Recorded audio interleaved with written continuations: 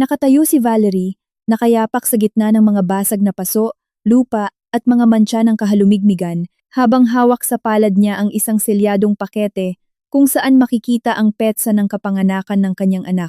Malabo na ang plastik dahil sa alikabok, at nangitim na ang mga gilid ng masking tape, ngunit sa loob nito ay maingat na napanatili ang lahat. Ang manipis na bracelet ng isang bagong silang na sanggol, ang lumang tag ng ospital, isang maliit na krus na pilak na nakasabit sa isang pulang sinulid at isang USB flash drive. Sa bracelet ay nakasulat ang kanyang apelyido, ang numero ng kwarto, ang indikasyon na ito ay babae, 3 kilogram, at wala ni isang salita tungkol sa pagkamatay nito. 17 taon na ang nakalipas, iba ang sinabi sa kanya. Noon, hindi pinayagan ng doktor na makita niya ang sanggol. Hawak ni Hector ang kanyang kamay at ibinubulong na kailangan nilang magpatuloy sa buhay. Kinalaunan ay ipinaalam sa kanya na nagkaroon ng komplikasyon at siya ay permanenteng nabaog. Ngayon, ang lahat ng iyon ay nakalatag sa lupa kasama ng basag na paso. Umasa si Valerie na makakahanap ang isip niya ng simpleng paliwanag. Isang pagkakamali, pakete ng ibang tao, o isang malupit na biro, ngunit ang krus na pilak ay siya mismo ang nagbigay sa komadrona bago siya manganak. Isang linggo ang nakalipas, nakatanggap si Hector ng isang halaman mula sa isang delivery rider. Tumunog ang doorbell tuwing umaga habang nililigpit ni Valerie ang hapagkainan pagkatapos mag-almusal. Lumabas si Hector sa sala na mukhang inis. Sa loob ng 2 araw, kailangan niyang umalis para sa isang business trip. Delivery para sa pamilya Villanueva, sabi ng isang lalaking boses sa kabilang panig ng pinto. Galing kanino? Walang nakalagay. Narinig ni Valerie ang kaluskos ng papel, ang pagkaladkad nito sa mga tiles at isang kakaibang katahimikan. Pagkatapos, napamura ng mahina si Hector. Sa sala ay may isang mataas na halaman na may malalapad at madidilim na dahon. Ang paso ay yari sa ceramic, malalim, at may nakaukit na disenyo sa gilid. May hawak na maliit na sulat si Hector. Nagbago ang kanyang mukha, na tila ba nakakita siya ng isang multo mula sa nakaraan. Anong problema? Tanong ni Valerie. Nagulat siya, nilukot ang papel at ibinulsa sa kanyang pantalon. Wala. Nagkamali lang ang rider sa resibo.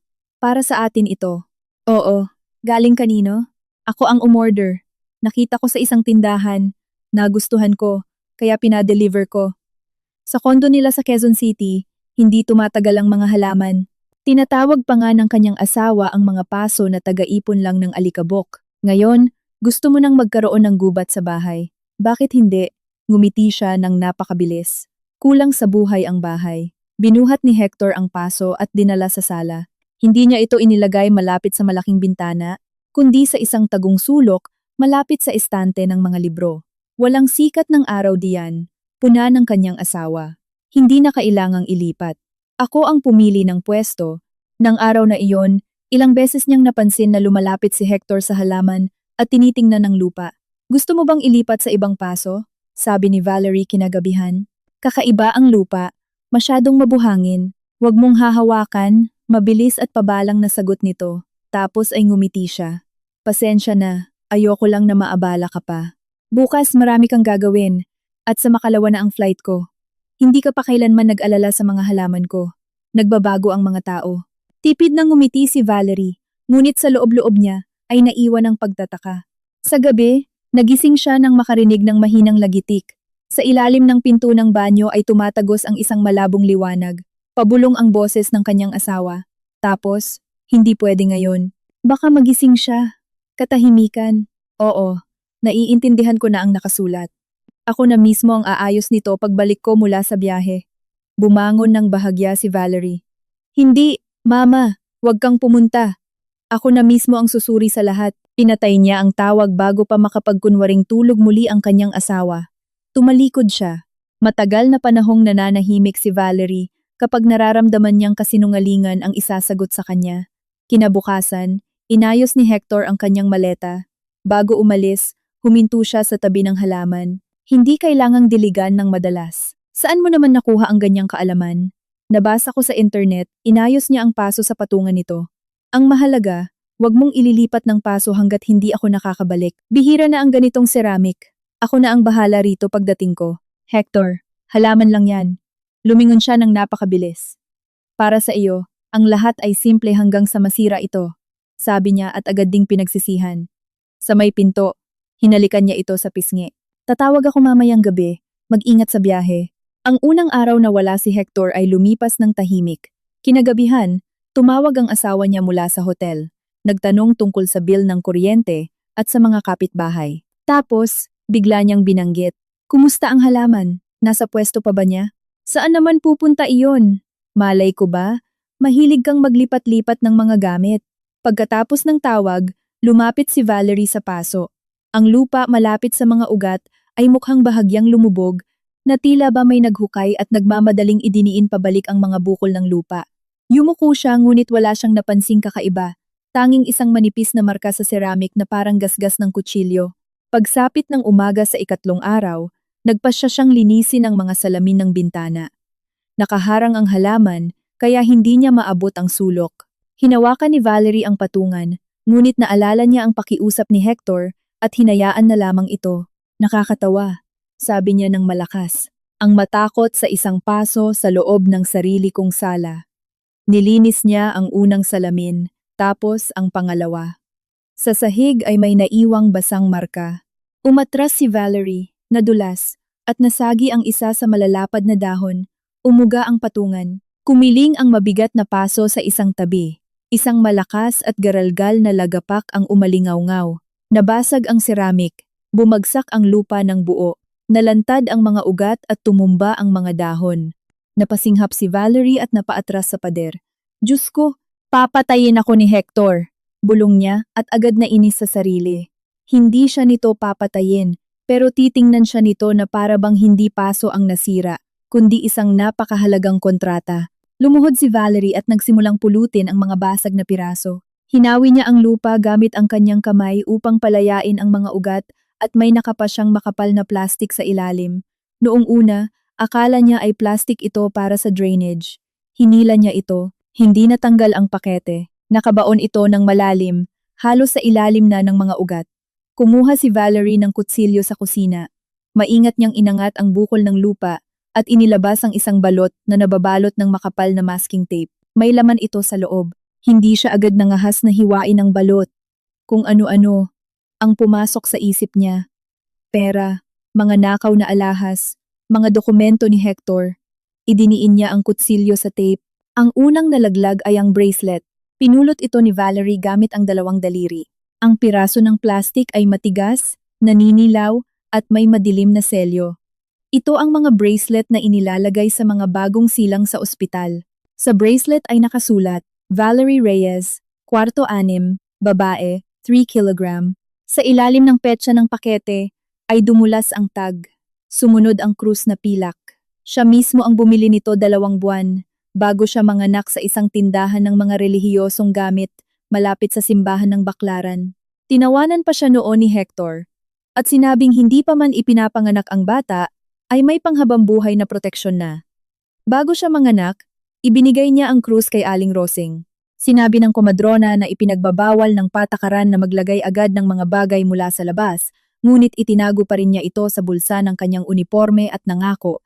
Matapos ang balita tungkol sa pagkamatay ng sanggol, hinanap ni Valerie ang krus. Sumagot ang nurse na wala siyang alam. Sinabi ni Hector na sa ganoong trahedya, imposibleng isipin pa ang mga ganoong bagay. At ngayon, ang krus ay nakalatag sa kanyang palad. Gumapang si Valerie papunta sa sofa. Kinuha ang USB flash drive at tiningnan ang kanyang laptop. Kailangan niyang malaman, ngunit ang takot ay nakabara sa kanyang lalamunan na parang tuyong buhol. Isinaksak niya ang device. Mabilis na nagbukas ang folder. May iisang video lamang. Kinlik niya ang file. Sa screen ay lumitaw ang isang matandang babae na nakasuot ng pambahay na jacket. Sa likuran niya ay makikita ang isang cabinet ng mga gamot. Matagal siyang tumitig sa kamera. Pagkatapos ay nagsimulang magsalita. Valerie, kung pinapanood mo ito, ibig sabihin ay umabot ako sa oras para ibigay sa iyo ang dapat kong ibinigay maraming taon na ang nakalipas. Ako si Rosita Jimenez Ramos. Ako ang nagpaanak sa iyo. Tinakpan ni Valerie ang kanyang bibig. Hindi namatay ang anak mo. Ipinanganak siyang mahina, pero buhay. Medyo matagal, pero sa huli ay umiyak din siya. Binuhat ko siya. Suot niya ang krus na ipinakisuyo mong isuot ko sa kanya. Tapos ay dinala nila ang sanggol sa isang isolated box at sinabi sa iyo na hindi na nila ito nailigtas. Ibinalik sa akin ang krus. Naputol ang recording dahil sa atake ng ubo. Uminom ng tubig ang babae. Ang utos ay galing kay Dr. Ignacio del Rosario. Sidra, Sylvia Valderrama ang nasa tabi niya. Siya ang nag-asikaso ng mga papeles. Alam ito ng asawa mo, pati ng nanay niya. Nakita ko si Amparo sa hallway ng mga staff kinabukasan ng umaga. Kausap niya si Del Rosario. Tapos dumating si Hector. Binigyan nila siya ng isang brown envelope. Hindi ko alam kung magkano ang laman niyon. Pero pagkatapos noon, iba na ang inilagay nila sa record. Padabog na isinara ni Valerie ang laptop. Ang buong mundo niya noon ay gumuho mula sa pundasyon nito. Pumikit siya ng mariin, ngunit nakita niya ang Quezon City Memorial Hospital nang napakalinaw na tila ba nakahiga siyang muli roon. Ang dilaw na liwanag ng lampshade, ang sakit sa kanyang puson, ang doktor sa pinto, si Hector sa tabi niya na nakahawak sa kanyang balikat, ang boses malapit sa kanyang tainga. Huwag mong pahirapan ang sarili mo. Hindi mo kailangang makita ito. Ang kanyang biyanan malapit sa bintana, itinatakip ang panyo sa kanyang mga labi. Pagkatapos ay ang iniksyon, ang kadiliman, ang umaga. Nasaan siya? Bulong ni Valerie. Kinuha na nila, sagot ni Hector. Protocol iyon. Gusto kong magpaalam. Hindi pwede. Bakit? Sabi ng mga doktor hindi ka pwedeng bumangon. Kagagaling mo lang sa isang malubhang operasyon. Naniwala siya dito. Dinadalhan pa siya ni Hector ng tsaa, natutulog sa silya, at pinapaalis ang mga bisita. Muling binuksan ni Valerie ang laptop. Nagpatuloy si Rosita. Natakot ako, nakakahiyamang sabihin. Pero natakot akong mawalan ng trabaho, ng bahay, ng lahat. Pinilit nila kaming manahimik. Si Teresa Macaraeg ay tinakot nilang sasampahan ng kasong kriminal. May nakatanggap ng pera. Ang iba naman ay natakot lang. At ngayon na mamamatay na ako, naiintindihan ko na ang pananahimik ay isa ring krimen. Itinaas ng babae ang krus sa kamera. Ito ay kasama ng anak mo. Tinago ko ito. Sa bracelet ay walang marka ng pagkamatay dahil ang unang bracelet ay tinanggal bago pa man maganap ang palitan. Pagkatapos ay gumawa sila ng panibagong mga papeles. Hanapin mo si Del Rosario, hanapin mo si Valderrama, hanapin mo ang apelyidong Cruz. Tingin ko pinangalanan nilang Luz ang bata. Wala na akong alam. Patawarin mo ako, kung kaya mo. Pinahinto ni Valerie ang recording. Malakas siyang tinamaan ng apelyido. Cruz, Luz. Saan man naroon, may isang 17 taong gulang na dalagita na nabubuhay. May buhay siya na hindi nasaksihan ni Valerie. Pumunta siya sa kwarto. Sa pinakataas na drawer ng cabinet ay may isang lumang folder. Nandoon ang mga discharge summary, kopya ng death certificate, ultrasound, at isang greeting card na may drawing ng tagak. Inilabas ni Valerie ang mga dokumento at inilatag sa kama. Nagtutugma ang petsa, nagtutugma ang numero ng kwarto, ang apelyido ng doktor sa isang ulat ay Valderrama, at ang pirma ng head doctor sa ibaba ay Del Rosario. Sa loob ng 17 taon, nakatago ang mga pangalang ito sa kanyang bahay. Kinuha ni Valerie ang telepono at muntik nang i-dial ang numero ni Hector. Nanatiling nakalutang ang kanyang daliri sa ibabaw ng call button. Gusto niyang marinig ang boses nito, humingi ng sagot, sumigaw ng napakalakas para hindi na ito makapagpanggap pa.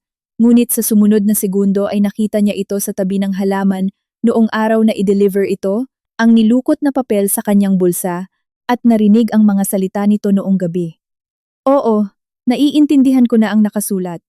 Alam niya, kung sasabihin niya ngayon na natagpuan niya ang pakete, magkakaroon ng oras si Hector na balaan ng kanyang ina, si Del Rosario, si Valderrama, o kahit na sino.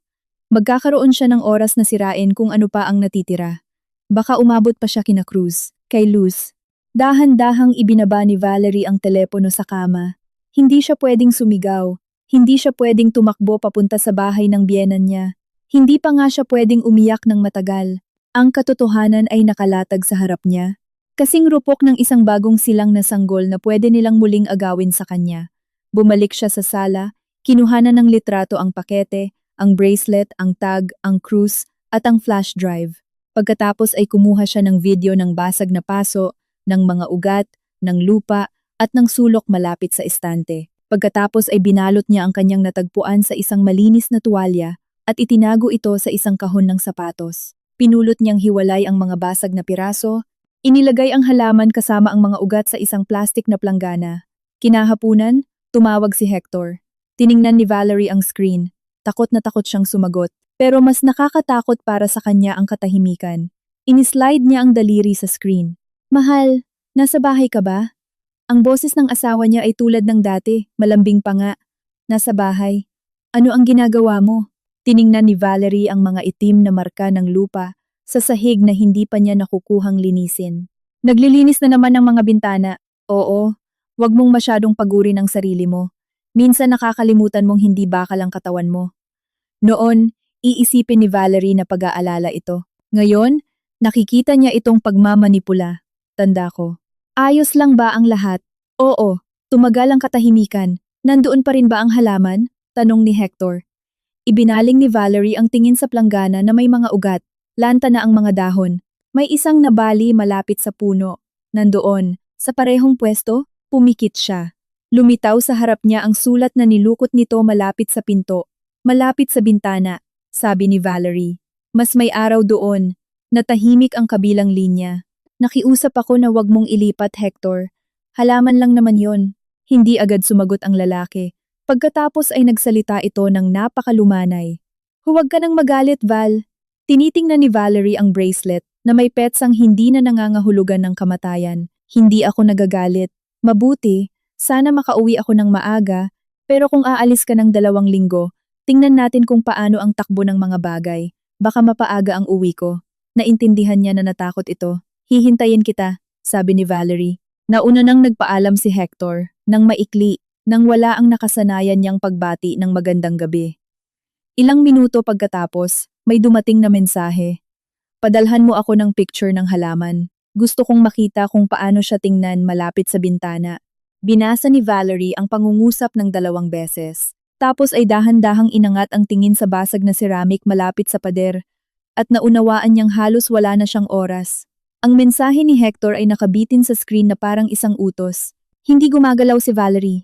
Sa sala ay amoy basang lupa, basang-basahan, at basag na ceramic.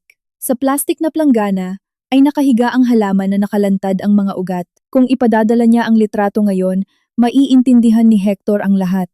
Kung hindi siya sasagot, mas mabilis itong maghihinala. Pinilit niyang mag-type ng sagot. Mamaya na, lumabas na ako para mamili. Agad na nag-reply si Hector. Pag uwi mo, siguraduhin mo. Pinagmasdan ni Valerie ang maikling mensahe at ang pagtataka ay napalitan ng galit sa unang pagkakataon. Sa loob ng 10 taon, sinusuri nito ang estado ng kanyang paghihirap gaya ng isang taong sumusuri sa isang pintong nakakandado.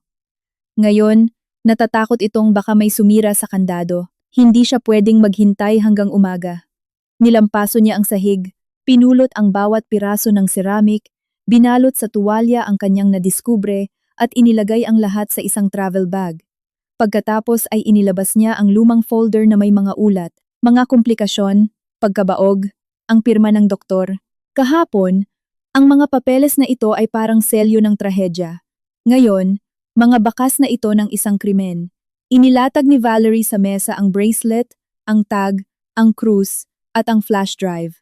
Kinuhanan niya ng picture gamit ang kanyang cellphone ang petsa, numero ng kuwarto, apelyido, pulang sinulid, at ang puwang sa pagitan ng mga ugat. Pagkatapos ay nag-record siya ng maikling video.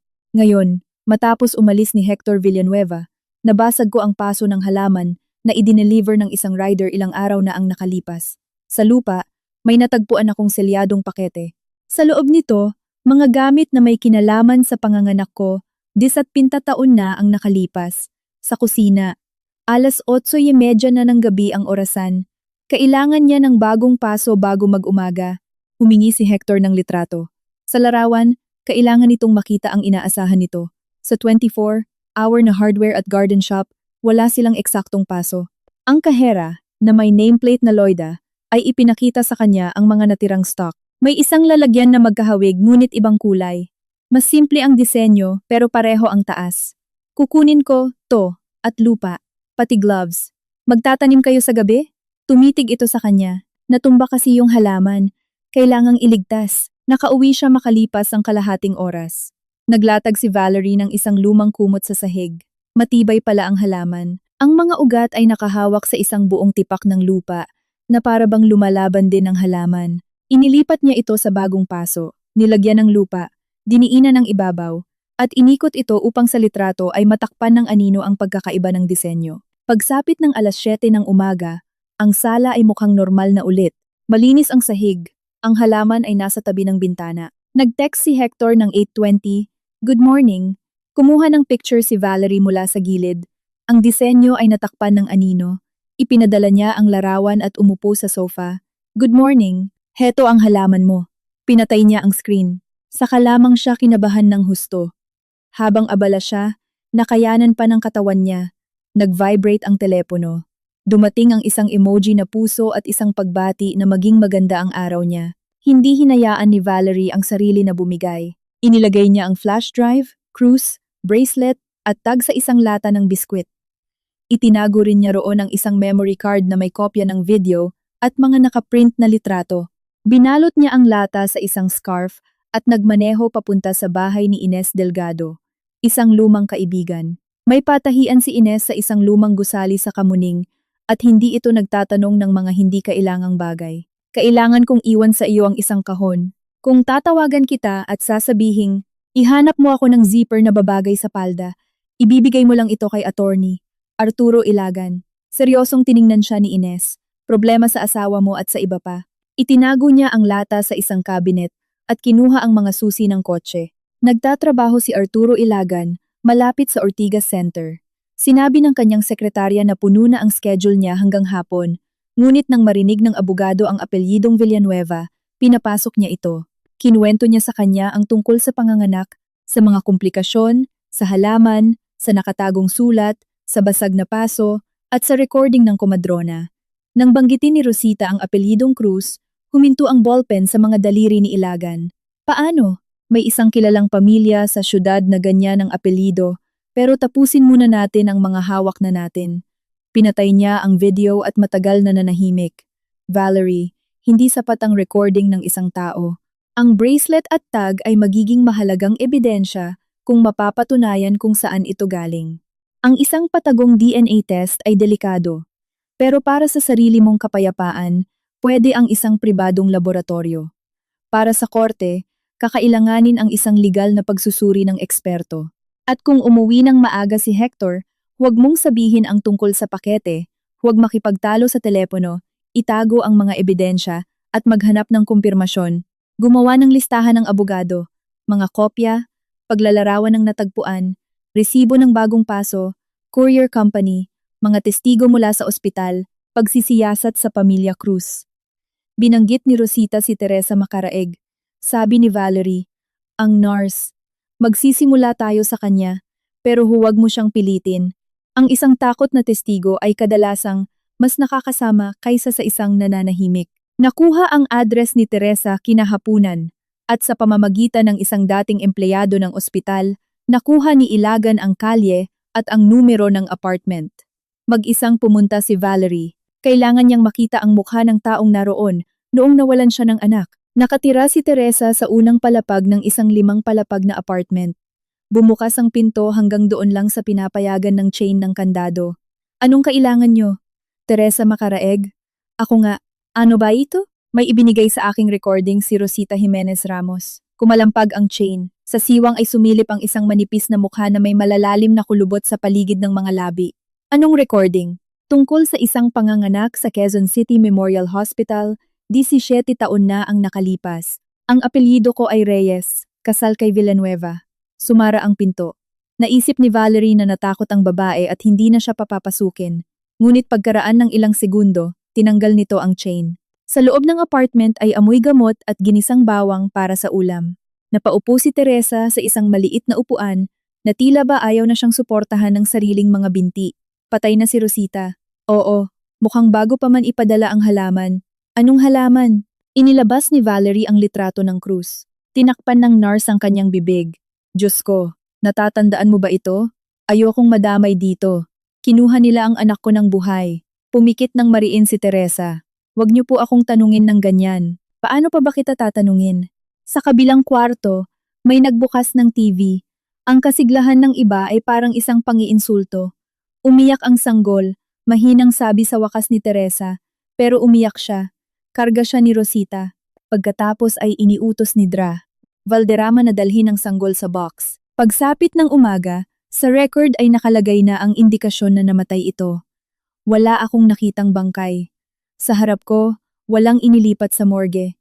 Nagtatalo noon si Del Rosario at Valderrama tungkol sa pera. Narinig ko ang mga salitang bayad at peking dokumento.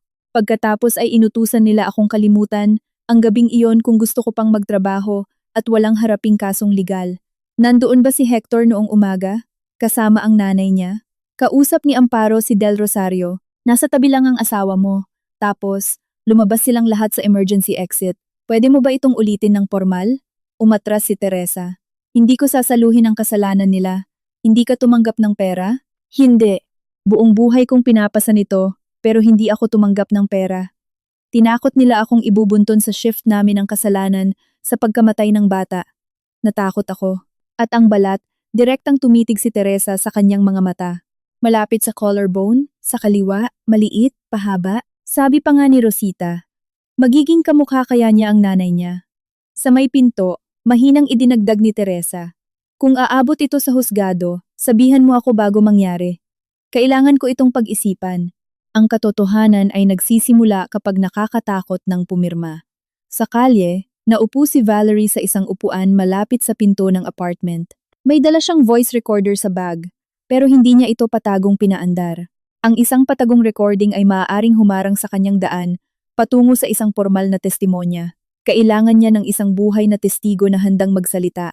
Ang susunod na hakbang ay hanapin si Luz. Tinpi ni Valerie ang pangalan at apelyido pag-uwi sa bahay. Kinahapunan, mas nanginginig ang mga kamay niya kaysa noong gabing mabasag niya ang paso. Nagpakita ng ilang pahina ang paghahanap. Lumabas si Luz Cruz sa grupo ng UP College of Fine Arts. Isang litrato mula sa isang exhibit, isang caption sa ilalim ng isang diploma, maitim na buhok na abot balikat, isang manipis na kwintas sa leeg. In-zoom ni Valerie ang larawan. Malapit sa collarbone ay makikita ang isang balat sa kaliwa. Maliit, pahaba, parang isang kwit, kaparehong-kapareho ng kanya. Tinakpan niya ang kanyang mukha gamit ang kanyang mga kamay, at sa unang pagkakataon sa loob ng 24 oras, ay hinayaan niyang umiyak. Hindi nang matagal. Pagkatapos ay pinilit niyang muling buksan ang pahina. 17 taong gulang na si Luz.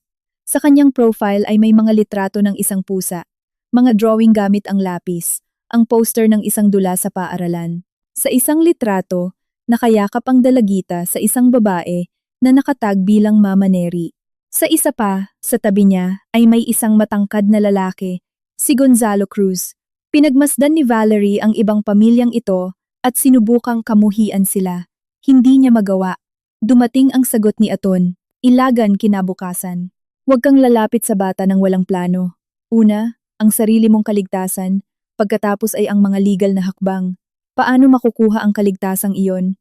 Mayroong laboratorio, ngunit ipinaalala niya na ang material na patagong nakuha ay hindi papalit sa isang opisyal na pagsusuri. Naiintindihan niya ito, ngunit hindi siya iniiwanan ng takot. Naiintindihan ni Valerie ang lahat, pero nagmaneho pa rin siya papunta sa universidad. Nanatili siya sa kabilang kalsada malapit sa isang kiosk, nakasuot ng abong jacket at sunglasses. Lumalabas ng pangkatan ang mga estudyante, nagtatawanan, pinag-uusapan ang mga exam. Lumitaw si Luz bandang tanghali kasama ang isang kaibigan. Hindi siya nakilala ni Valerie dahil sa balat o kahit sa litrato. Sa paraan ng paglakad ng bata ay may bahid ni Hector, at sa pagbaling ng kanyang ulo ay may bahid ng sarili niya noong kabataan niya. Nakarating si Luz at ang kaibigan niya sa isang parke at naupo sa isang bench. Tinawag siya ng kaibigan sa pangalan niya at pumunta sa kiosk para bumili ng tubig. Nilabas ng bata ang kanyang cellphone at iniwang nakabukas ang bag sa tabi niya. Sa ibabaw nito ay may nakalitaw na suklay na may berdeng hawakan. 10 hakbang lang ang layo ni Valerie. Pwede siyang umalis, tawagan ng abogado, at idaan sa legal. Pero, anong legal na karapatan ang mayroon ng isang babae na di sa 12 taon na, ang nakalipas ay hindi man lang pinayagang magpaalam sa kanyang anak? Tumawa si Luz sa telepono at lumingon sa daan. Lumapit si Valerie na parang naglalakad lang doon. Yumuko siya at nagkunwaring inaayos ang strap ng sapatos niya, at sa isang mabilis na galaw ay kinuha niya ang suklay. Gumasgas ang plastik sa kanyang palad. Walang napansin ang bata. Pagkaraan ng 1 minuto, Naglalakad na si Valerie papunta sa sakayan ng jeep nang hindi nararamdaman ang kanyang mga binti. Sa loob ng kanyang bag ay dala niya ang buhok ng kanyang posibleng anak o ng ibang bata o ang ebidensya na magpapabagsak sa buhay ng maraming tao ng sabay-sabay. Malapit sa kanyang bahay, tinawagan niya si Mylene Herrera ng isang pribadong laboratorio sa numerong ibinigay ni Ilagan. Nagkita sila kinahapunan, malapit sa likurang pinto. Mas bata si Mylene kaysa sa inaasahan ni Valerie. Nagsalita siya ng mahina at walang labis na awa.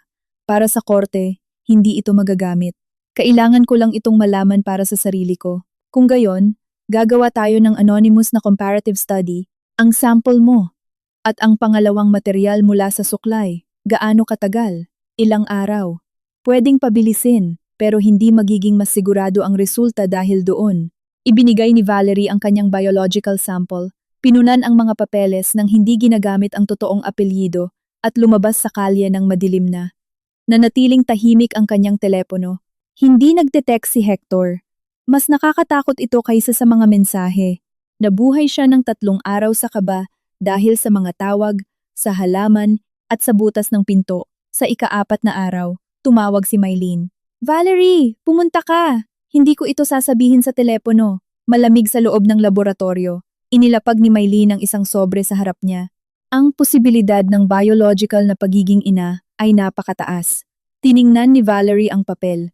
Lumalabo ang mga letra, ngunit hindi nawawala ang kahulugan nito. Si Luz ang kanyang anak. Hindi siya namatay, hindi siya nawala. Nakatira siya sa iisang syudad, naglalakad sa iisang mga kalsada, bumibili ng kape malapit sa unibersidad, at tinatawag na mama ang ibang babae. Kinahapunan, nagmaneho si Valerie papunta sa bahay ng mga Cruz. Hindi para makipagkita, kundi para lang makita ang lugar kung saan lumaki si Luz. Ang bahay ay isang 2-story sa isang exclusive subdivision, may mainit na ilaw sa mga bintana at may puno malapit sa gate. Sa garahe ay naroroon si Neri, nakasuot ng cardigan at may hawak na telepono sa tainga. Makalipas ang 1 minuto, lumiko sa kanto si Luz. May dala siyang folder na may mga drawing at isang supot ng pagkain ng pusa. Lumapit si Neri, kinuha ang supot at may sinabi. Bigla na lang yumakap si Luz sa kanya na parang isang batang nahihirapang maging matanda. Niyakap ng mahigpit ng inainahan ang bata, ng natural, nang walang pagdududa sa kanyang karapatan. Nakatago si Valerie sa likod ng isang puno sa kabilang kalsada at hindi niya maalis ang kanyang paningin. Sa loob ng bag niya ay ang papel na may resulta ng test. Sa papel ay nakasulat na anak niya si Luz, ngunit malapit sa gate, isang tunay na dalagita ang nakakapit sa babaeng tinatawag niyang mama. Naunawaan ni Valerie na ang pinakamalalang bahagi ay paparating pa lang nang padalhan siya ni Hector ng litrato mula sa hotel. Sa larawan ay nakita niya ang isang plane ticket na may binagong petsa ng pag-uwi. Mabilis ang takbo ng trabaho. Malamang mapaaga ang uwi ko, uuwi na si Hector. Bago siya dumating, kailangan niyang gumawa ng mas maraming bagay kaysa sa kayang ibigay ng ordinaryong lakas ng loob. Pinaandar ni Valerie ang kotse at lumayo ng isang bloke. Malapit sa isang botika, tinipin niya ang kanyang sagot. I-text mo ako kapag alam mo na ang eksaktong petsa. Halos agad na sumagot si Hector. Sasabihin ko sa iyo bukas. Itinago niya ang telepono. Ngayon, ang halaman ay naging isang patibong na. Akala ng kanyang asawa ay inaalagaan niya ito malapit sa pinagtataguan nito. Hindi nito alam na inilantad na ng lupa ang lahat. Sa bahay, hindi binuksan ni Valerie ang ilaw sa sala. Dumiretso siya rito, lumapit sa bagong paso, at hinawakan ang gilid ng ceramic. Magkamukha, pero hindi pareho. Kung magmamasid si Hector, mapapansin niya ito. Kung sisimulan nitong hukayan ng lupa, maiintindihan niya agad. Kumuha siya ng ilang litrato ng halaman mula sa iba't ibang anggulo, at ipinadala ang isa sa asawa niya. Tumayo na ang mga dahon. Mukhang hiyang siya sa pwesto. Hindi siya nakatulog buong gabi. Binabasa ni Valerie ang mga ulat. Valderrama, Del Rosario, ang petsa ng panganganak, at ang krus sa tabi nito. Pagsapit ng umaga, pinuntahan niya si Arturo Ilagan. Sinalubong siya ng abogado nang walang paligoy-ligoy. Sa ibabaw ng mesa ay may isang folder na puno ng mga marker. May resulta na tayo? Tanong nito. Iniabot ni Valerie ang sobre. Binasa niya ang dokumento at hinubad ang kanyang salamin. Para sa iyo, isa itong sagot. Para sa korte. Sa ngayon ay pahiwatig pa lamang ito. Alam ko, mula ngayon, hindi tayo pwedeng magkamali. Walang pag-uusap na kayo lang ng bata. Walang mga mensahe. Mauna ang mga matatanda, ang mga krus. Oo, pinakamabuting magsimula sa ama. Si Gonzalo ay nagpapatakbo ng isang architectural firm. Ang personal na pag-uusap ay katanggap-tanggap kung hindi ka mananakot o magdedemand ng kahit ano. Ayokong ilayo siya sa kanila. Sabihin mo yan sa kanya mula sa simula at panghawakan mo ang ideyang yan. Kahit pa magsimula na itong sumakit. Tumango si Valerie. At ang reklamo, inihahanda ko na. Isasama nito ang natagpuan, ang recording ni Rosita, ang mga dokumento mo, ang testimonya ni Teresa, at ang petisyon na imbestigahan ang kapanganakan, ang di umano'y pagkamatay, ang pagbibigay ng sanggol, at ang pag-ampon kay Luz.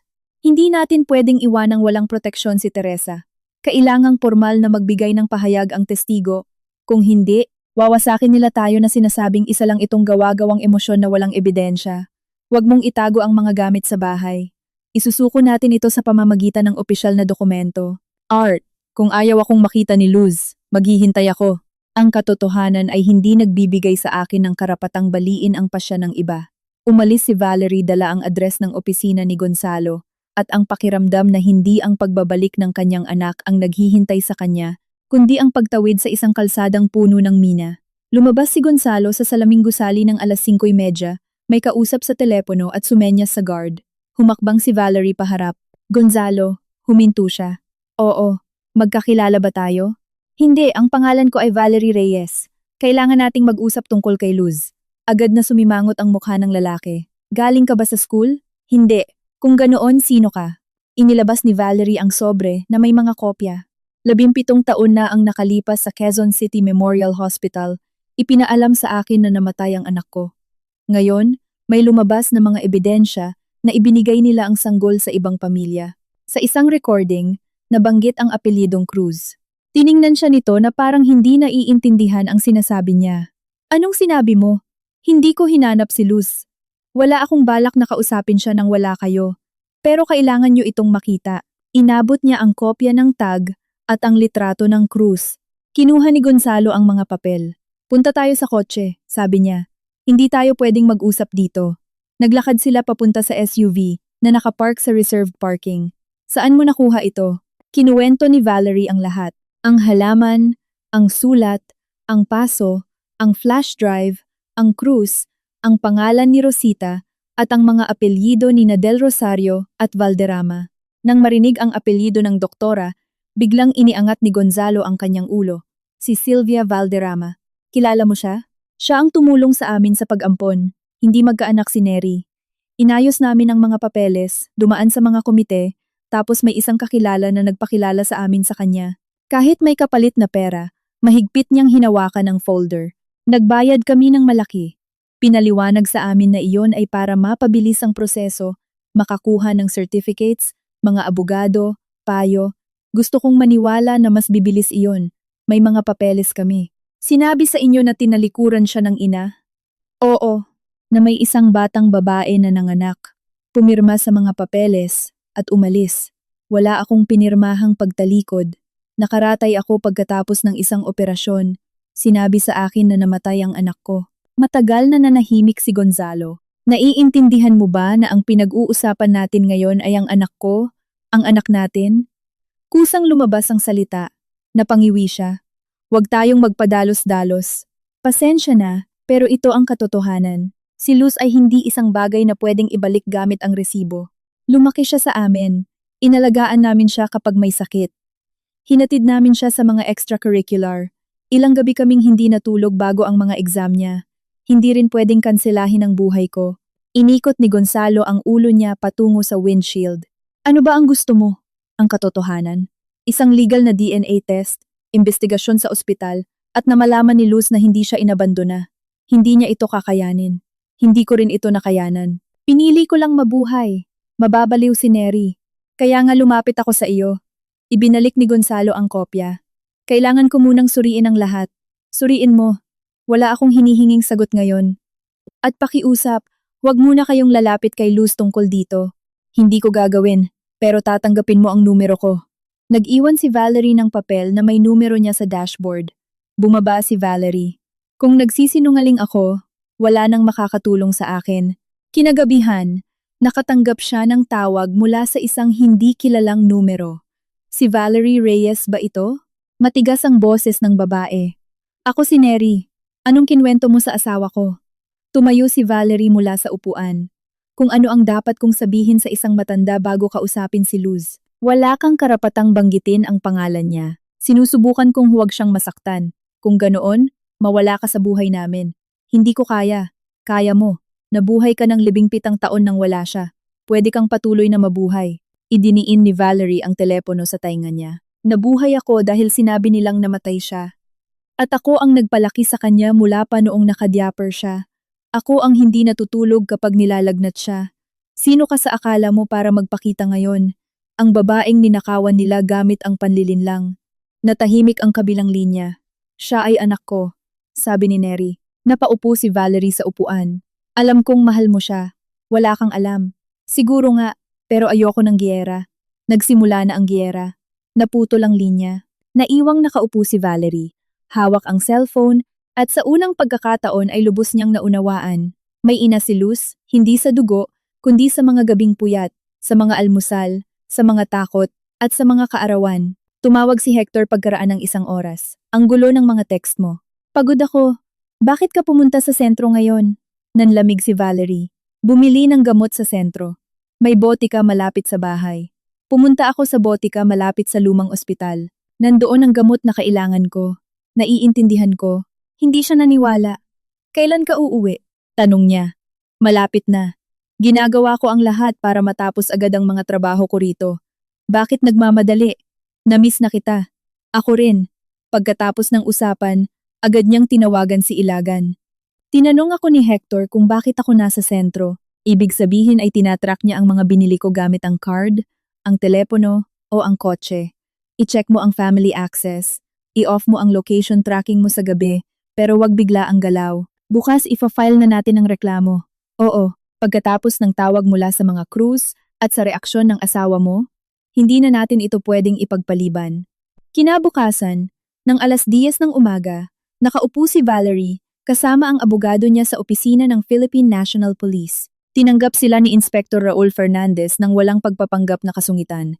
Kailan mo natagpuan ang pakete? 2 linggo na ang nakalipas. Bakit hindi ka agad lumapit? Baka sinira ng asawa ko ang ebidensya. Siya ang unang nakatanggap ng halaman at itinago niya ang sulat. Nakip mo ba ang sulat? Hindi.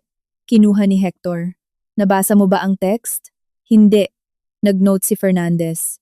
Nasaan ang mga pisikal na ebidensya? Nakatago. Handa nang ibigay ng formal. Sige, magsasampa tayo ng kaso gamit ang recording ni Rosita. Hihilingin natin ang mga record sa ospital tungkol sa pamilya Cruz. Walang kikilos mag-isa. Walang makikipag-ugnayan sa isang menor de edad ng walang legal na kinatawan. Maliwanag? Opo. Ang sikretong DNA test. Nagigting si Valerie. Si Ilagan ang sumagot para sa kanya. Hindi ito iprepresenta bilang ebidensya mula sa eksperto. Ito lang ang dahilan kung bakit kami nagsampa ng reklamo. Tiningnan ni Inspector Fernandez si Valerie. Kailangan mong habaan ang pasensya mo. Hindi ko ipapaalam sa iyo ang bawat hakbang. Ang pakikipag-usap mo ng sarilinan sa mga doktor, testigo, o sa pamilya ng bata ay makakasama sa kaso. Kinausap ko na ng personal si Gonzalo Cruz at nakausap ko sa telepono ang asawa niya. Huwag mo nang uulitin. Isinara niya ang folder. Tinatanggap ko ang mga materyales. Aabisuhan ka namin sa mga susunod na hakbang. Sa kalye, tinanong ni Valerie ang abogado niya. Naniwala ba ang police inspector? Hindi niya kailangang maniwala. Trabaho niyang mag-imbestiga. Papalapit na ang takip silim nang dumating ang kanyang biyenan na si Amparo, na walang pasabi. Binuksan ni Valerie ang pinto at agad niyang naunawaan. Hindi pumunta ang biyenan niya para magtsaa. Nakasuot siya ng mamahaling abong suit at mahigpit na nakatikom ang mga labi. Wala si Hector, sabi ni Valerie. Ikaw ang ipinunta ko rito. Pumasok si Amparo sa sala, na para bang sa kanya ang bahay. Huminto siya sa harap ng halaman at tiningnan ito. Isinara ni Valerie ang pinto. Anong kailangan mo? Itigil mo na ito. Ang alin? Ngumiti nang may panlilibak ang biyenan niya. Binalitaan ako na nanghihimasok ka sa ospital. Mga reklamo, mga lumang apelido, ang mga kahibangan ng isang naghihingalong komadrona. Sinong nagbalita sa'yo? May mga kakilala pa rin ako. Nirerespeto ng mga tao ang mga marunong tumanaw ng utang na loob. Ibig sabihin, natakot ka sa katotohanan. Malubha ang sakit mo noon. Kalahati ng mga nangyari hindi mo na maalala, pero naaalala mo ang lahat. Naaalala ko na muntik nang mabaliw ang anak ko dahil sa kalagayan mo. Dahil sa kalagayan ko, o dahil sa pera, bahagyang nagbago ang mukha ni Amparo. Pero napansin ito ni Valerie, hindi mo alam kung saan ka sumusuot. Alam ko, sa unang pagkakataon sa loob ng 7 taon, lumaki ang bata sa isang maayos na pamilya. Nabigyan nila siya ng edukasyon, ng tahanan, ng pangalan. Susubukan mong guluhin ang buhay niya at ipagmalaki na ikaw ang ina niya? Sa anong karapatan? Sa karapatang ako ang nagsilang sa kanya, hindi sapat ang mga naklang. Tumama ang pangungusap ng may malamig na katumpakan. Hindi umatras si Valerie. Magkano niyo binenta ang anak ko? Biglang lumapit si Amparo at sinampal siya sa mukha. Matunog ito at mabilis. Nayanig ang hangin sa sala. Dahan-dahang itinaas ni Valerie ang kanyang ulo. Namamanhid ang kanyang pisngi. Humihinga ng malalim ang kanyang biyenan. Noon pa man ay wala ka ng utang na loob. Suminghal si Amparo.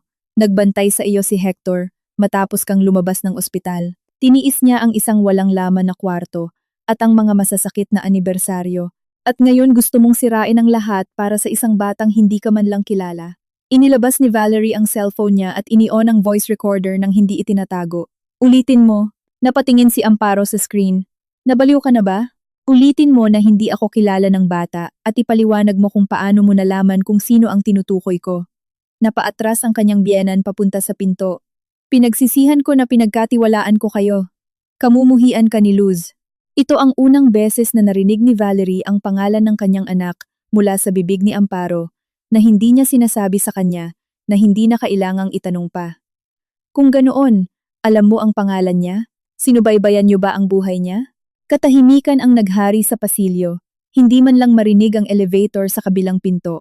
Hinawakan ni Amparo ang bag niya. Uuwi na si Hector. Siya na mismo ang aayos nito. Subukan niya. Padabog na umalis ang biyenan niya. Pagkaraan ng 1 minuto, ipinasa ni Valerie ang recording kay Ilagan. Dumating agad ang sagot. Itago mo ang original. Huwag mong i-upload kahit saan. Importante yan. Naglagay si Valerie ng basang tuwalya sa pisngi niya at lumapit sa bintana. Sa ibaba may kausap sa telepono si Amparo. Ikinakampay ang isang kamay niya. Kinagabihan, nakatanggap si Valerie ng mensahe mula kay Gonzalo. Hindi pa handa si Neri para magkita kayo. Sinusuri ko pa ang mga dokumento. Nakikiusap ako na huwag kang lumapit kay Luz. Nagreply siya. Hindi ako lalapit, pero nagsampa na ako ng reklamo sa presinto. Ngayon, hindi na lang ito isang pribadong usapan. Walang naging sagot. Nang 11:00 ng gabi, may dumating na notification mula sa airline sa kanilang shared email. Binagong flight ticket sa pangalan ni Hector. Darating kinabukasan ng umaga. Naghanda si Valerie ng bag na may ilang damit, dokumento at gamot.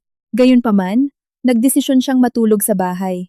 Kung aalis siya ngayon, malalaman ni Hector na wala na sa kondo ang mga ebidensya. Kung mananatili siya, makakahingi siya ng ilang oras. Pagsapit ng umaga, narinig niya ang susi sa kandado bago pa man siya makapagtimpla ng tsaa. Pumasok si Hector, dala ang maleta niya. Hindi siya tinawag sa pangalan, hindi ngumiti. Nakasampay ang coat niya sa kanyang balikat at mukhang pagod mula sa biyahe ang mukha niya. Iniwan niya ang gamit malapit sa pader at dumiretso sa sala. Nanatili si Valerie sa may pinto ng kusina. Ang aga mo, mas kaunti ang kailangan kong asikasuhin kaysa sa inaasahan ko.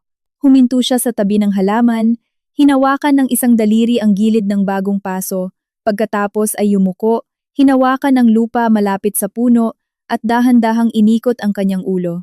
Paano mo nalaman na nasa mga ugat ang pinagtataguan? Tanong ni Hector.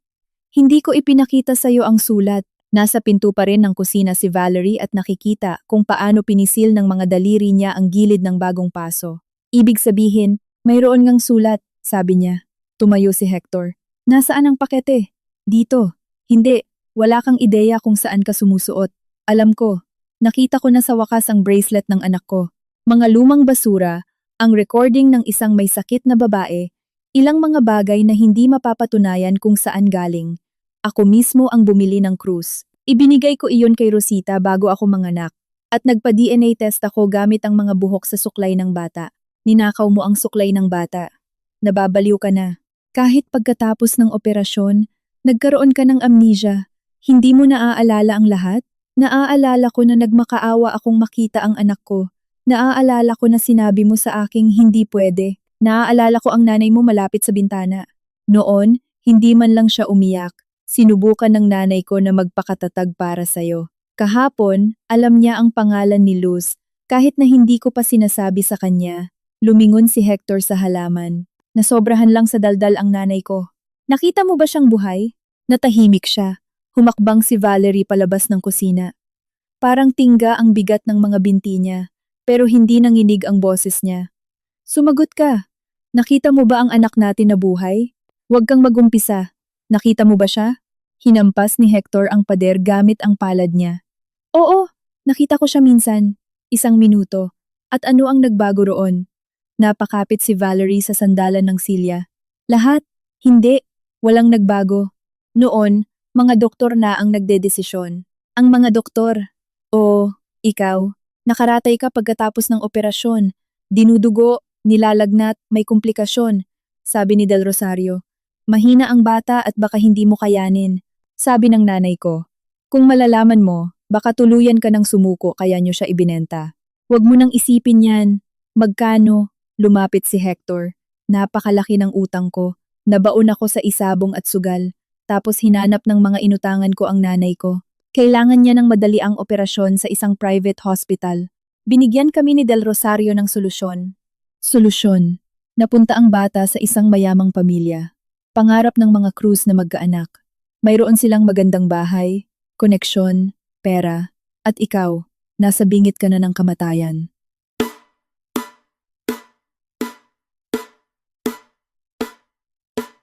Kung binigyan ka ng isang sakitin na sanggol, baka namatay ka kasama niya. Ikaw ang nagdesisyon para sa akin. Nililigtas ka namin. Nililigtas mo ang sarili mo. Mahinang tumawa si Hector, puno ng hinanakit. Napakadaling humusga pagkalipas ng maraming taon. Noon, sa kabilang pinto, may mga tao akong pinagkakautangan ng malaki na palalayasin sana tayo sa kondo, kasama ng mga gamit natin. Baka hindi umabot ang nanay ko sa pila ng public hospital. At ikaw ay nakahiga, nakakabit sa mga tubo, nagdedeliryo tungkol sa isang krus. Ano pa ba ang natira sa akin? Ang maging tao. Siya ang unang nag-iwas ng tingin. Lumaking maayos si Luz. Hindi ko binanggit ang pangalan niya. Ikaw na rin ang may gusto ng katotohanan. Buhay ang bata. Malusog, nag-aaral, may maayos na magulang. Ano ba ang makukuha mo? Diaper, ospital, depresyon, at walang lamang ref. Ako, nakakuha ako ng walang lamang duyan at diagnosis na baog ako. Kinuha ni Valerie ang bag na naihanda na niya. Mag-file ako ng legal na paghihiwalay at kasong kriminal. Wala kang pupuntahan. Tabi. Hinadlangan nito ang dadaanan niya. Ang recording ng isang patay ay mababaliwala. Kukuha ng mga abogado ang mga Cruz at papalabasin kang baliw. Kamumuhian ka ni Luz. Sa mga dokumento niya ay iba ang ina at ipaliliwanag nila sa kanya kung bakit wala kang puwang sa buhay niya. Ako ang nagbigay ng buhay sa kanya. Inagaw mo sa akin ang pagkakataong maging ina. Hinawakan ni Hector ang strap ng bag. Hindi siya nagpumiglas, nilabas lang niya ang cellphone niya at diniyal ang numero ni Ilagan. Art. Bumalik na si Hector. Ayaw niya akong palabasin ng bahay. Binitawan ni Hector ang strap nang mabilis na parang napaso. Mula sa speaker, narinig ang boses ng abogado. Valerie, i-loudspeaker mo at pumunta ka sa pinto. Hector, anumang pagtatangka na pigilan ng asawa mo ay magiging hiwalay na kasong kriminal. Umatras si Hector. Umalis ka, pero wag kang hihingi ng tulong sa akin para sa magiging kahihinatnan. Humingi na ako at hindi sa iyo. Makalipas ang 1 oras, nakaupo si Valerie sa patahian ni Ines. Ang lata na may ebidensya ay nakapatong sa mesa, sa gitna ng mga retaso ng tela. Sinuri ni Ilagan ang pakete, ang flash drive, ang mga litrato, ang krus, at ang bracelet. Ngayon, formal nating itong isusuko hanggang sa gumawa ng report. Mas mabuting huwag masyadong hawakan. Inamin niya sa akin na nakita niya ang anak naming buhay. Na-i-record mo ba? Hindi. Ang iniisip ko lang ay makaalis doon. Hindi bale. Lalabas din ang mga salita niya kapag nawalan siya ng kontrol. Pumirma si Valerie sa Special Power of Attorney at sa demanda. Sa seksyon ng dahilan, malamig na isinulat ng abogado. Pagwawakas ng pagsasama bilang mag-asawa, lubusang pagkawala ng tiwala, at imposibilidad na ipagpatuloy ang buhay mag-asawa. Nang araw ring iyon, tinanggap ni Inspector Fernandez ang mga gamit at gumawa ng opisyal na report. Hindi ako nangangako ng resulta. Magkakaroon ng investigasyon, sabi niya sa kanya. Kokontakin ka namin kung kailangan. Alam na ito ni Hector, kaya mag-ingat ka at huwag makipag-areglo nang wala ang abogado mo. Wala na siyang sinabi pa. Sa silid ng mga archive ng QC Memorial Hospital, kinuha ng isang empleyado mula sa maalikabok na mga kahon ang mga lumang logbook ng maternity. Si Fernandez, kasama ang isang walang kinikilingang testigo, ay nilipat ang mga pahina habang nakasuot ng gloves. Sa isang hanay, sa tabi ng apelyidong Reyes, nakasulat, babae, timbang 3 kilogram. Sa sumunod na pahina, na isinulat gamit ang ibang sulat kamay, lumitaw ang tala ng pagkamatay. Ang pirma ni Dra. Valderrama ay nakaguhit sa ibabaw ng isang koreksyon. Nagbigay ng testimonya si Teresa Macaraeg pagkaraan ng 2 araw. Hindi na ako makatulog, sabi niya sa pinto ng opisina. Mahinang nagsalita si Teresa. Buhay ang bata ng ipanganak. Dinala siya ni Dra. Valderrama sa isolated box. Inutos ni Del Rosario na isulat muli ang record. Dumating si Amparo ng madaling araw. Nasa malapit sa exit ng staff si Hector. Nakatanggap ka ba ng pera? Tanong ng inspektor. Hindi. Tinakot nila ako. Sabi nila tatanggalin nila ako sa trabaho at kakasuhan ng pagkamatay ng bata.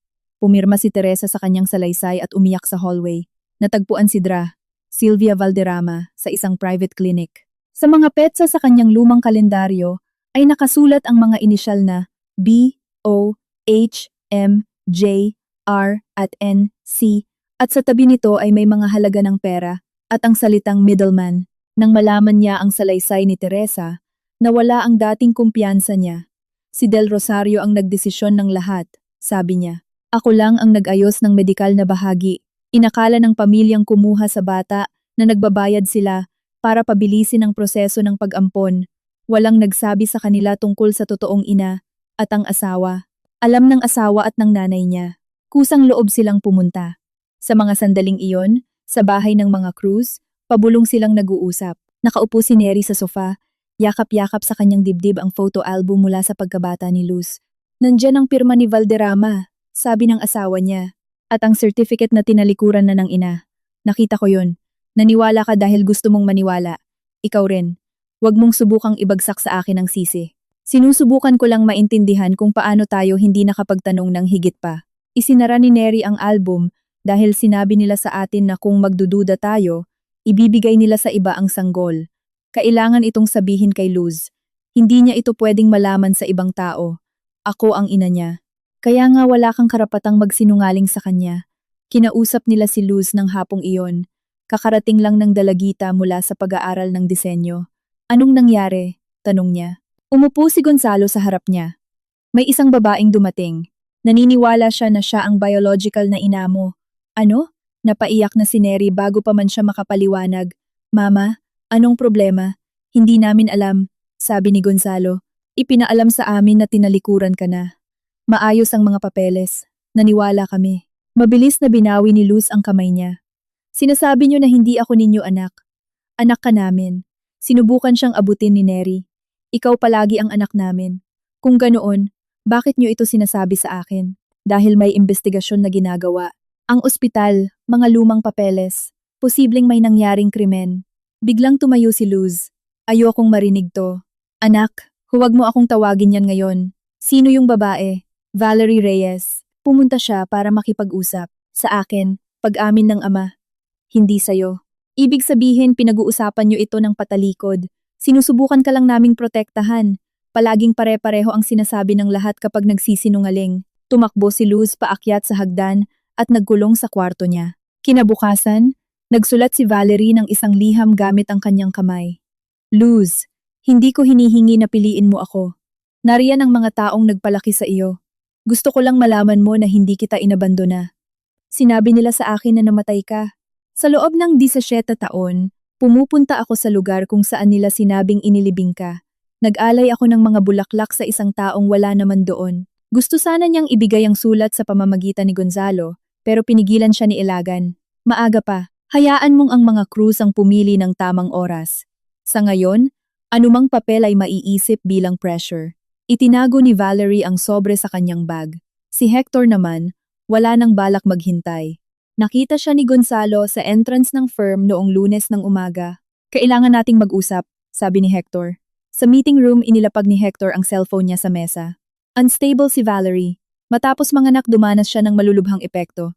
Ngayon nakakita siya ng recording at inisip na ang anak niya ay ang bata ninyo. Nagpakita siya ng mga gamit, pero ang mga iyon ay pwedeng pekihin. Ninakaw niya ang suklay ni Luz. Hindi nagbago ang reaksyon ni Gonzalo. Paano mo nalaman yung tungkol sa suklay? Natahimik si Hector ng isang iglap.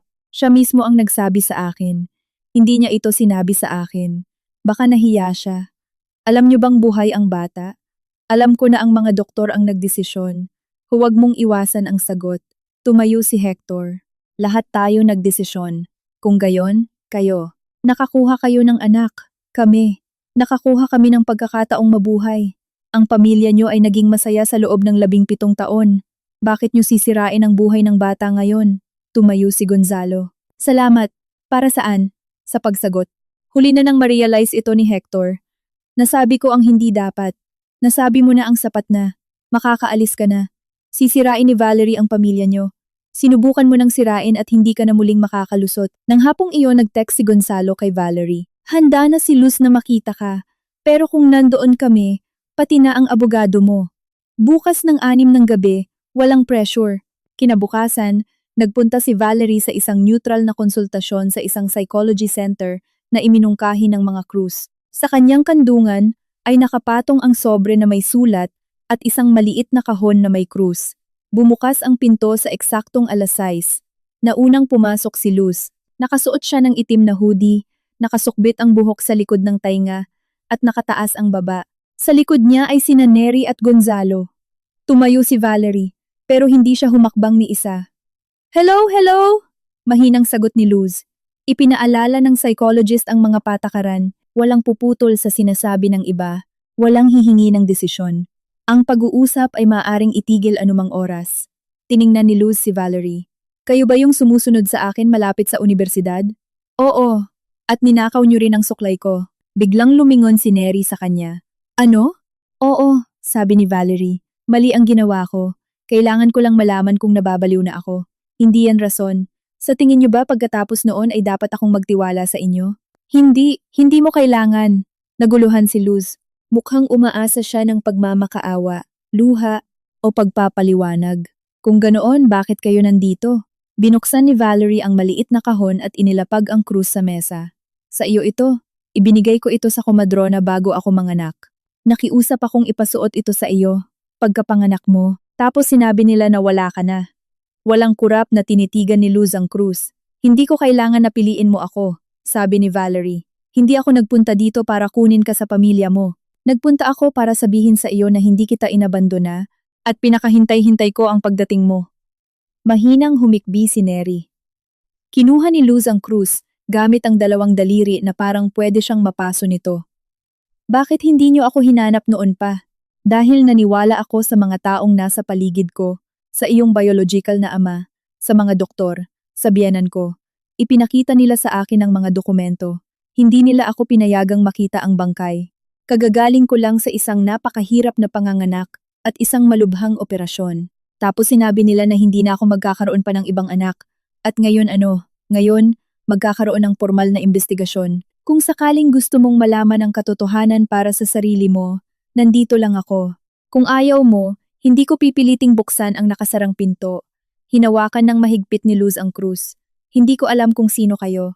Binanggit ni Valerie ang mga sumusunod na salita ng may paghihirap. Ako ang babaeng sa loob ng 17 taon ay inisip na inilibing niya ang kanyang anak at ngayon ay nakakausap siya ng buhay sa unang pagkakataon. Walang gumalaw sa kwarto. Biglang tinakpan ni Luz ang kanyang mukha gamit ang kanyang mga kamay. Nakadiin pa rin ang krus sa pagitan ng kanyang mga daliri. Sinubukan siyang yakapin ni Neri, ngunit umiwas ang bata. Huwag mo muna akong hawakan, pakiusap. Ibinaba ng bata ang kanyang mga kamay. May luha sa kanyang mga pisngi, ngunit nanatiling matatag ang kanyang boses. Kukunin ko ang krus, pero sa ngayon hindi ibig sabihin noon na naniniwala na ako sa inyo. Ayos lang sa akin. Tumayo si Luz. Kailangan ko nang umuwi. Bago lumabas, lumingon siya. Para sa akin ba yung sulat? Nanatiling nakatayo si Valerie. Oo, ibigay niyo kay Papa. Inabot ni Valerie ang sobre kay Gonzalo. Kinuha niya ito ng maingat, nang walang galit. Nang sumara ang pinto, tumayo si Ilagan. Nakayanan mo. Tiningnan ni Valerie ang upuang iniwan ni Luz. Hindi, sabi niya. Siya ang nakayanan iyon. Ako? Sinubukan ko lang na huwag sirain. Pumayag si Luz na sumailalim sa isang formal na DNA test, bagaman hindi agad-agad, kunding 12 araw pagkatapos ng pagkikita nila, nang hindi na nakatago ang krus sa kahon kundi nakasabit na sa kanyang leeg. Hindi nalaman ito ni Valerie mula sa investigador. Walang ibinabalita si Inspector Fernandez na hindi striktong kinakailangan, tulad ng babala nito. Ang tawag ay nanggaling kay Gonzalo Cruz. Handa na siya, sabi niya gamit ang mahinang boses. Pero kung nandoon kami at wala si Hector, nakaupo si Valerie malapit sa bintana ng patahian ni Ines. Matapos umalis ng kondo, pansamantala siyang tumira sa isang maliit na kwarto sa likod ng mga estante kung saan may sofa at amoy tela, steam iron at kape. Hindi ako makikialam sa pamilyang iyon at hindi ko lalabanan ang nanay niya, sabi niya sa kanyang kaibigan. Natatakot siya. Tumango si Ines. Ako rin. Natatakot si Neri na mawala ang anak niya. Ipinasa ni Valerie ang daliri niya sa gilid ng tasa. Hindi ko aagawin si Luz, alam ko yon. Sa takdang araw, nagkita sila sa isang medical center. Maliwanag ang hallway, masyadong malinis para sa napakaraming trahedya. Nakaupo si Luz sa pagitan ni Neri at Gonzalo, nakakapit sa manggas ng hoodie niya. Sa leeg niya ay kumikinang ang krus. Nakita ito ni Valerie at agad niyang inalis ang kanyang paningin upang hindi ma-pressure ang bata. Hello, sabi ni Luz. Hello. Tinawag sila ng nurse sa kanilang mga apelyido. Ilang minuto lang ang inabot ng pagkuha ng sample, mga dokumento, pirma ng mga legal na kinatawan, at cotton swabs na selyado. Naging maayos ang lahat, halos parang isang ordinaryong proseso lang. Paglabas, huminto si Luz sa harap ng isang water dispenser. At kung iba ang resulta, lumingon si Valerie sa kanya. Kung ganoon, hihingi ako ng tawad at aalis. At kung makumpirma, walang magbabago. Maliban na lang kung gustuhin mo. Hindi ganyan ang totoong buhay. Mangyayari yan kung sa pagkakataong ito ay hindi lang sarili nila ang iisipin ng mga nakakatanda. Kinuha ng bata ang kanyang baso ng tubig, pero hindi niya ito nainom. Nabasa ko ang sulat. Totoo bang pumunta kayo sa puntod? Oo. May nakalibing ba doon? Hindi ko alam. Namutla si Luz. Pasensya na. Hindi ko na dapat itinanong. May karapatan kang magtanong ng kahit ano.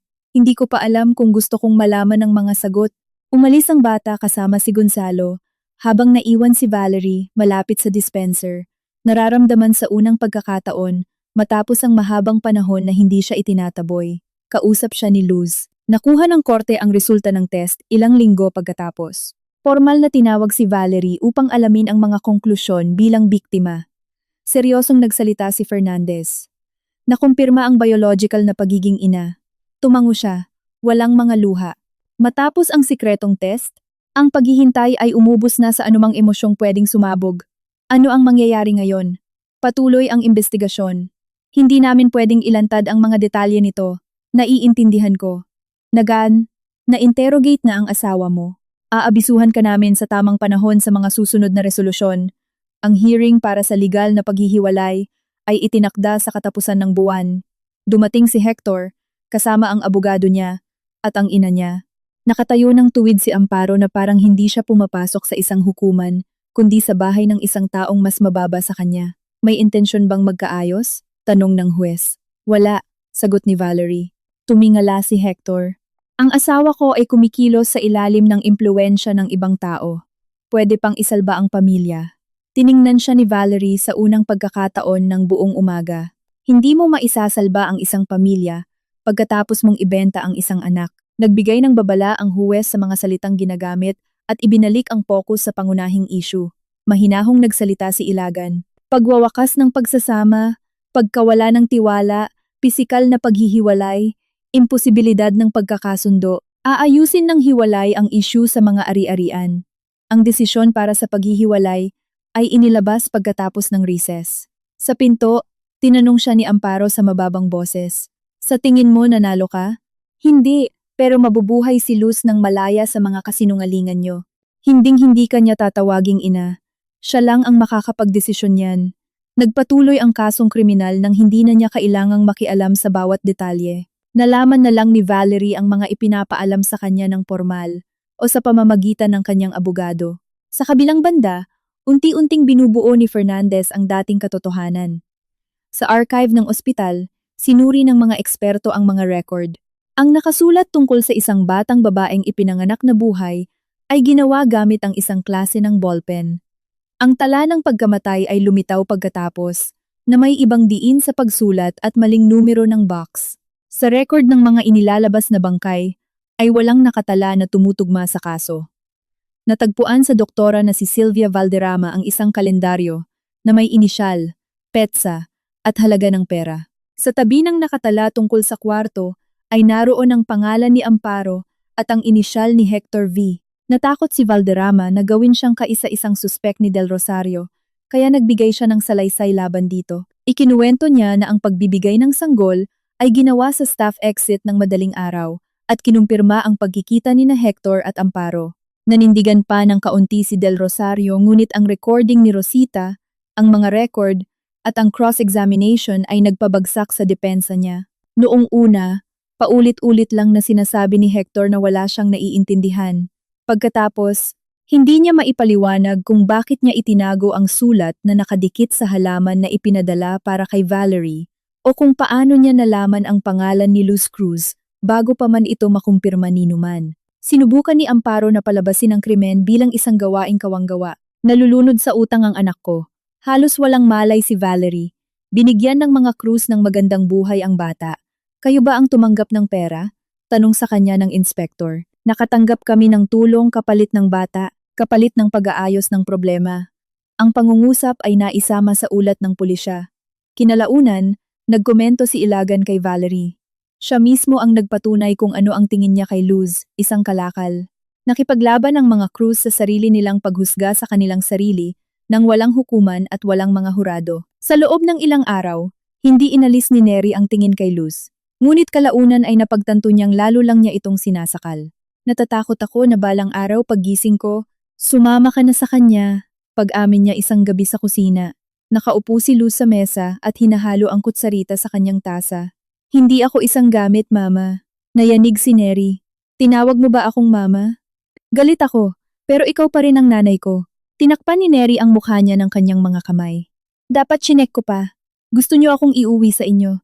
Kaya siguro kayo naniwala. Tahimik na pumasok si Gonzalo. Naglapag ng plato ng biskwit sa mesa at umupo sa tabi niya. Walang naghahati sa iyo, Luz. Mananatili kami sa tabi mo, kahit magdesisyon kang makipag-ugnayan kay Valerie. At kung ayaw ko, kung gayon ay ayaw mo. At kung gusto ko, pero magbago ang isip ko, kung gayon ay magbabago ang isip mo. Matagal na tiningnan ng bata ang kanyang mga magulang. At pagkatapos ay nagtanong, pwede ko ba siyang i-text? Hating gabi na nang dumating ang mensahe kay Valerie. Ako si Luz, hindi ko alam kung anong sasabihin ko. Hawak ko ang krus, pati ang sulat. Sa ngayon, yun lang. Matagal na binasa ni Valerie ang maiikling linyang iyon hanggang sa mamatay ang screen. Hindi agad siya sumagot. Salamat sa pag-message mo sa akin. Nandito lang ako. Wala akong hinihingi. Pagkaraan ng 2 araw, nagpadala si Luz ng picture ng isang kuting. Isang kulay abong balahibo na nakahiga sa tabi ng isang puspin. Nanganak yung pusa ko. Ito yung pinakamaingay. Ngumiti si Valerie sa unang pagkakataon matapos ang maraming linggo. Ibig sabihin may character siya. Ang pangalan niya ay Vita. Ang ganda ng pangalan. Hindi tuloy-tuloy ang pag-uusap nila. Minsan nawawala si Luz ng 1 linggo. Minsan nagtatanong siya ng hating gabi. Anong hitsura ko nung pinanganak ako? Matagal na nag-isip si Valerie ng isasagot. Hindi man lang ako nabigyan ng oras para makita ka. Naaalala ko ang timbang mo sa ulat. Naaalala ko ang iyak mo sa likod ng kurtina. Naaalala ko ang maliit mong sakong noong inilalayo ka nila. Pagkatapos noon, puro kawalan na lang. Hindi sumagot si Luz hanggang kinaumagahan. I'm sorry. Nagreply si Valerie. Hindi mo kailangang humingi ng tawad. Pagsapit ng Disyembre, naganap ang preliminary hearing ng kasong kriminal. Dumating si Valerie kasama si Ilagan. Sa hallway ng korte, mukhang pumayat si Hector. Nakasabit ang bag ni Amparo sa kanyang braso at nanatiling blanko ang tingin niya sa ibabaw ng mga ulo ng iba. Nakaupo si Del Rosario sa kabilang upuan kasama ang kanyang abogado, nagbubuklat ng mga papeles. Hindi iniangat ni Sylvia Valderrama ang kanyang ulo. Maaaring magpasya ang korte kung sino ang nagkasala, magbigay ng parusa, magdeklara kung aling mga dokumento ang peke, at sertipikahan ang mga halagang tinanggap nila. Pero hindi nito maibabalik ang mga unang hakbang, ang unang salita, ang unang araw sa eskwela, ang mga sipon, at ang mga drawing ng bata sa isang sketchbook. Hindi tumagal ang pagdinig. Ang mga terminong iligal na paglipat ng kustodiya ng bata, pamemeke ng mga dokumento, pangongolekta ng iligal na pera, at pagtatago ng biological na pinagmulan ay umalingaw-ngaw na malamig sa korte. Sa likod ng bawat isa sa kanila ay may mga nasirang buhay. Nang basahin ng huwes ang hatol, noong una ay hindi naintindihan ni Hector na hindi na siya makakalabas doon gamit ang sariling mga paa. Bumagsak lang ang kanyang mukha nang marinig ang pariralang pagkakulong at pagdadala sa National Penitentiary. Nilapitan siya ng isang pulis. Ibababa ni Del Rosario ang kanyang ulo. Tinakpan ni Valderrama ang bibig niya gamit ang kanyang kamay. Humigpit ang hawak ni Amparo sa kanyang bag, pero sa unang pagkakataon, naubusan siya ng sasabihin. Lumingon si Hector kay Valerie mula sa pwesto ng mga akusado. Masaya ka na? Sasagot sana si Ilagan, pero pinigilan siya ni Valerie gamit ang kanyang tingin. Hindi. Kung ganoon, para saan ang lahat ng ito? Para wala nang magtawag sa kasinungalingan na isang kaligtasan. Hindi magiging sayo si Luz. Hindi siya isang tropeo. Inutusan ng pulis si Hector na maglakad na. Ngumiti siya na puno ng puot pero hindi siya naglakas loob na sumagot. Ikaw lang ang palaging nagpapanggap na santo, habang ang iba ay nagdurusa. Tiningnan ni Valerie ang taong dati niyang pinakahihintay mula sa mga business trip, ang inalagaan niya noong may sakit, ang binabati niya sa mga kaarawan, ang itinuturing niyang sandalan niya. Ngayon, nakaharap niya ang isang natatakot na lalaki na hindi prinotekahan ang kanyang pamilya, kundi ang sarili niyang bersyon ng nakaraan. 17 taon akong nagdusa dahil sayo, sabi niya. Tama na. Sinubukan ni Amparo na lumapit sa kanyang anak, pero pinigilan siya ng pulis. Dinala si Hector kasama ang mga doktor sa kabilang pinto.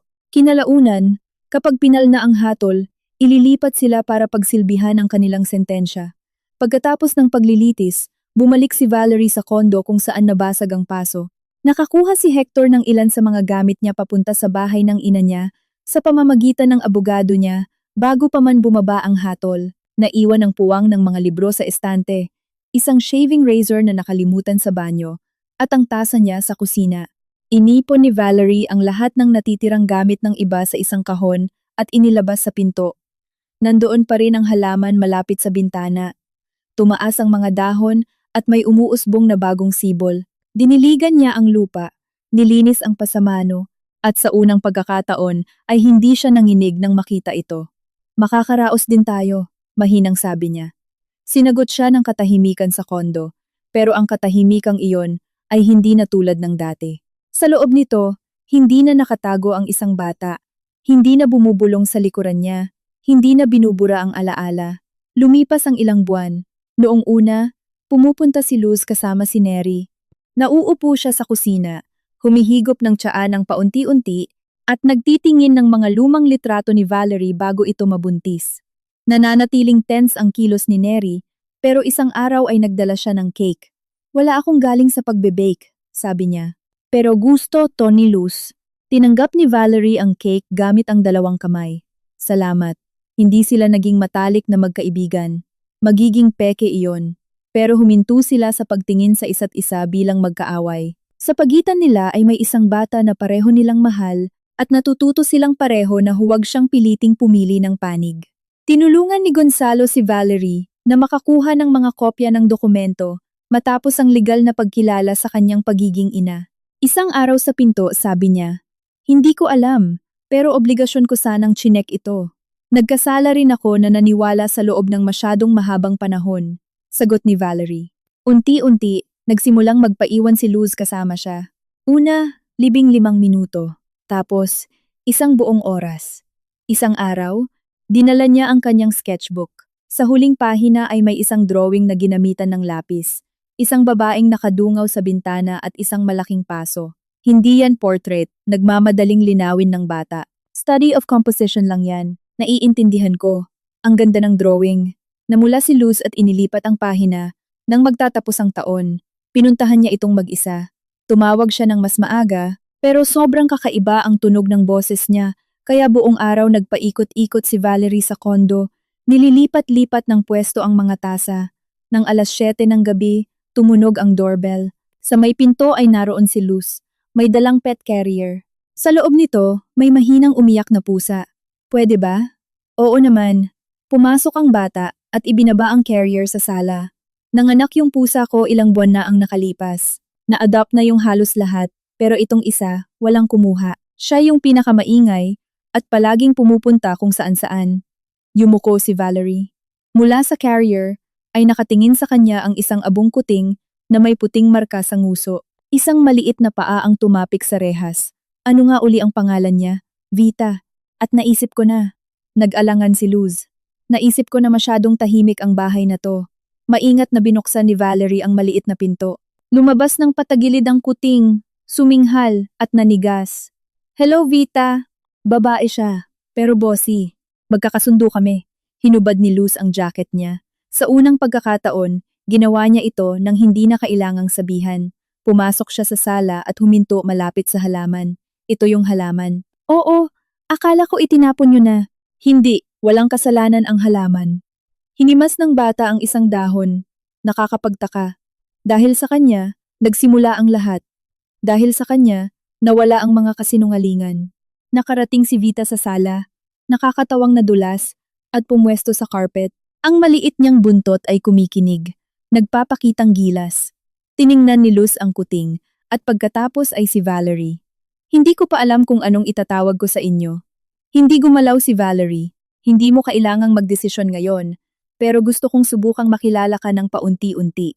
Ang mga salitang iyon ay binanggit ng mahina, walang malalaking pangako, at gayunpaman, mas may buhay doon kaysa sa lahat ng mga legal na dokumentong ilang buwang kinolekta ni Valerie.